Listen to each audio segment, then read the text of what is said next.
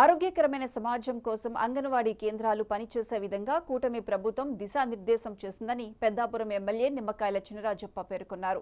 Peddapuram ICDS project పరిధిలో పౌష్టికాహార మాసోత్సవాల ముగింపు కార్యక్రమం జరిగింది. ఈ సందర్భంగా నియోజకవర్గ స్థాయిలో సామూహిక సీమంతాలు వెలమల కమ్యూనిటీ భవనంలో జరిగాయి. ఈ కార్యక్రమానికి Peddapuram ICDS project CDPO Usha అధ్యక్షత వహించగా MLA Nimmakayala Chinarajappa, project director Pramila, మాజీ మున్సిపల్ చైర్మన్ రాజా సూరిబాబురాజు హాజరయ్యారు.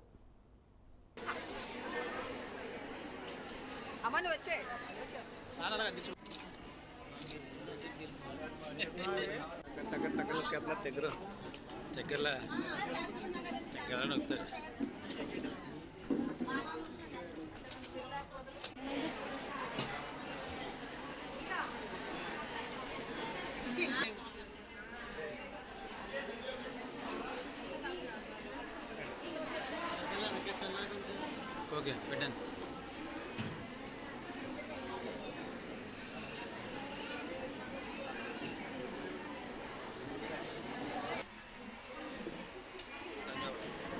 మూడు కేజీల కంటే తక్కువ పిల్లలు పుడుతున్నారు కనుక లేదా 3 కేజీల కంటే పైన పుట్టాలి, పిల్లలు బరువుగా ఉండాలి, మంచి ఆహారం ఇవ్వాలని చెప్పి గతంలోకి తెలుసు. మరి చంద్రబాబు నాయుడు గారు మరి మహిళలందరూ కూడా పెట్టి సన్మానం చేసి మంచి పిల్లలు పుట్టాలి, మంచి ఆహారం కూడా తినాలని చెప్పి అలా ప్యాకెట్లు ఇచ్చిన సంగతి నేను గుర్తున్నాను. మరి అదే స్థాయి మళ్ళీ ఇప్పుడు రావాలి.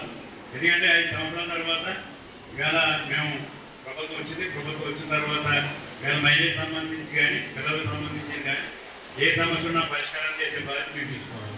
కానీ మీరు అందరూ ఉన్నారు ఇలా మరి చాలామంది ఇందులో సామాజికంగా అనేక సమస్యలు ఎప్పటికప్పుడు తెలుస్తూ ఉంటాయి. నీకుగా ఏ ప్రాంతంలో ఏం సమస్యలు ఉన్నాయని కూడా తెలుసు.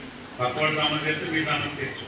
ఆ సమస్యలు పరిష్కారం చేయాలి. ఎందుకంటే ప్రభుత్వ పరంగా ఎంతవరకు తల్లిలు కానీ పిల్లలు కానీ సమస్యలు పరిష్కరిస్తామని చెప్పి ఎలా డిపార్ట్మెంట్ పెట్టి ఆ డిపార్ట్మెంట్ ద్వారా వేళ అనేక సమస్యలు ఎలా తీరిగా చెప్పేది కదా. ఒక తల్లి పిల్లల సమస్య కాదు, మహిళల సమస్య కూడా మాదే బాధ్యత.